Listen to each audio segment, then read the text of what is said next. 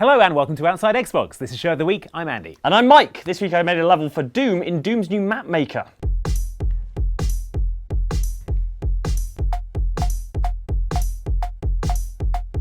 I'm calling it Doom and Base. Why are you like this?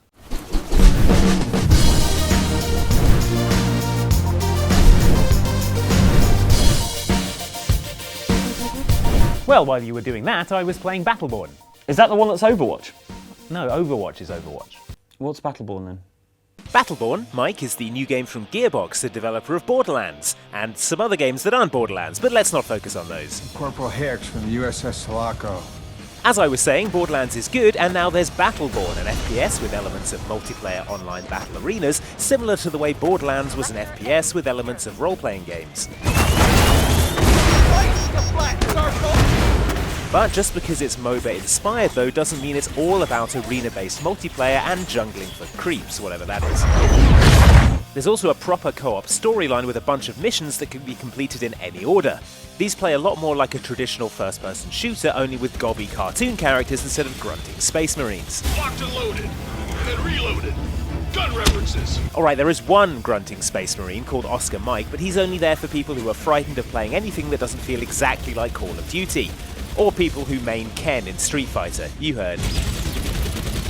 But if you're choosing Soldier Man rather than one of the 24 other characters who range from cyborg hawkmen to samurai vampires to mushroom ninjas, then you're demonstrating a distinct lack of imagination. I'll say it again, cyborg hawkmen. Each one of those characters has unlockable skills arranged in a sort of double helix. The twist is you build it up over the course of a single match or story mission rather than as part of a larger metagame, meaning you can mix and match depending on the game mode or just how you're feeling that particular day. Is Owly a feeling? It should be. The really MOBA-ish stuff is saved for the 5v5 competitive multiplayer. Modes called Incursion and Meltdown see you battling not just other players but also waves of AI minions all marching towards an objective. That's where a balanced multi-class team and clever skill choices will make all the difference. Probably. We're not really good enough to find out. But even if you're not at all interested in the multiplayer, just about everyone seems to have missed that there's a decent co-op first-person shooter in there as well. Sort of like when you found out that Brian May is an astrophysicist as well as a Louis XIV lookalike.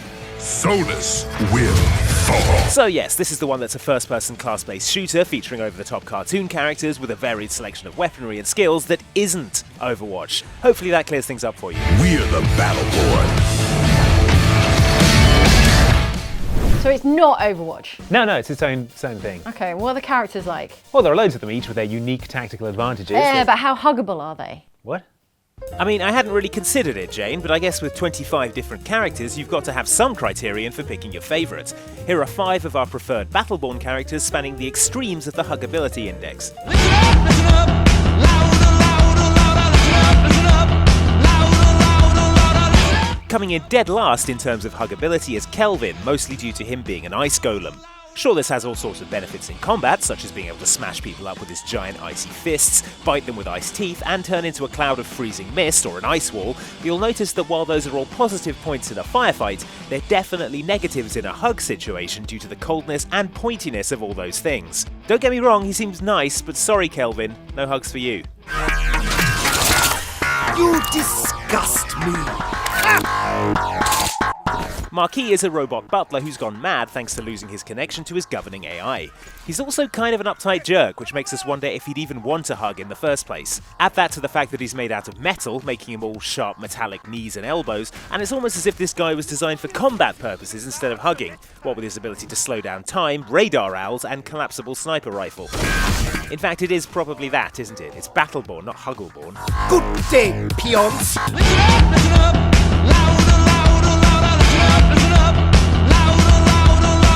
Having said that, this is where the Battleborn roster starts to get more huggable. Benedict may be wearing battle armor and constantly firing rockets at things, but he's also a bird, and therefore covered in soft, fluffy feathers. He can also fly, so mid-air hugs are now a wonderful possibility, if you can get him to put the rocket launcher down, that is. How do you like that? Montana is very much the heavy of Battleborn, there to soak up damage and deal massive amounts of it back with his signature minigun and tiny, tiny head. But on the flip side, Montana is about 70% arms, which we think makes him an extremely qualified hugger. Not safe for work! Maybe too good, in fact. You might want to get some battle armor of your own to avoid being crushed. That's probably why the other characters wear it. Courage! Optimism! Rivers of blood! Teamwork! Look, I don't think this needs explaining. Toby is an actual penguin. Yes, he's in a robotic battlesuit, but pluck him out of there and he is an adorable fluffy penguin, aka the universe's most huggable thing, thus burying the needle on the huggometer. Case closed. I guess Battleborn is for huggers after all. Hey! You did your best! That's awesome! Now it's time to see what's in the comments and in exciting codec conversations between Solid Snake and Colonel Campbell. The Focus SE is the perfect vehicle for driving around Shadow Moses Island. Colonel, let me stop you.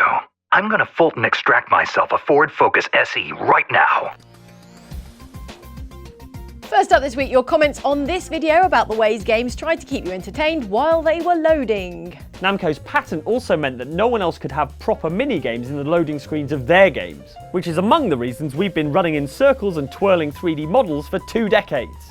Consider how these games tried to keep you entertained during loading times with things that weren't Galaxian. Alan Van Berkel asks, no love for Shaun White's snowboarding. The loading screen puts you into an endless halfpipe to practice all your goofy 1080 McTwists and French fried 360s and such. Why am I suddenly hungry? Psycho, meanwhile, thinks that we totally forgot about Battlefront and Vader Murder Spree. Hey, I would never forget about a Vader murder spree. I cherish every single one. And Oh Midnight the Dragon-O asks, what? No mention of Dragon Ball Z Budokai and spinning Master Roshi or growing Cybermen? I am disappointed. Yeah, I think if you've seen us playing that Naruto game that time, it's clear we're not super up on our anime. Our ignorance level is over 9,000! Yeah, It's a Dragon Ball Don't do reference. that. I think you might be the greatest Naruto. Pretty much. I mean, I always suspected. Moving swiftly along, here are your comments on Mike and Jane playing Overwatch. Which isn't Battleborn? No. Okay. I want you to kill the healer. Okay. Geneva Convention me. I want you to attack the medic. Yeah. Commenter Crimson Blush agrees with you, Jane. They say, Geneva Conventions be damned, I want you to attack the medic. Words to live by. Thank you. One tiny breach of the Geneva Convention these days and suddenly it's a war crime. So what have you gone with here? Oh, you're John Marston. I'm John Marston. All right. I mean, his name's McCree, but Close he's enough. basically Close John enough Marston. for Jazz. Grizzly Guernsey Gamer, meanwhile, offers the following alternate title for the video. McCree versus the world, more like McCree, world's worst gunslinger. I don't know, do you remember Jack Marston?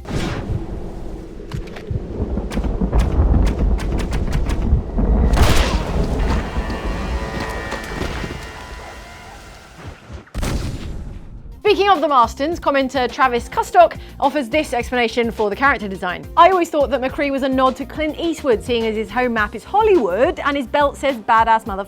But I guess John Marston works too. I thought it was a reference to this. Stranger! Howdy, stranger. We need your help.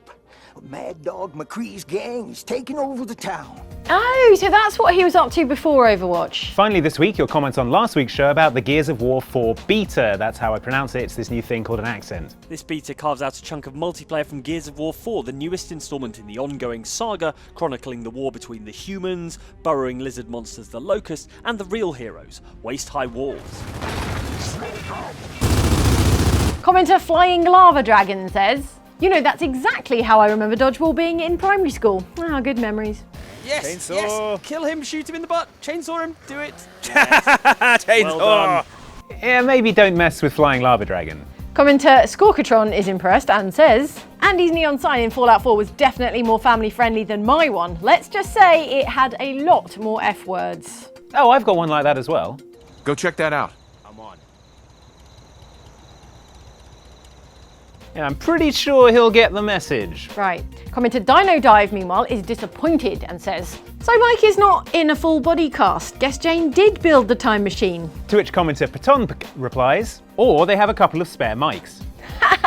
Spare mics. That's preposterous. Yeah, our spare host cupboard is already full of that other Andy. It's fine. The only thing you need to think about is that everything went back to normal at the end of the episode. No, it didn't. I'm still here. I'm locked in the cupboard. Wow, it's like there's a... Crazy echo in here. It's weird. Who doesn't exist? Right, it's full of no one. Yeah, stay out of it though. Right, I'm going to go and have a sit on the sofa. Catch you later? Yeah, you do that. I'm going to go feed the spare mics.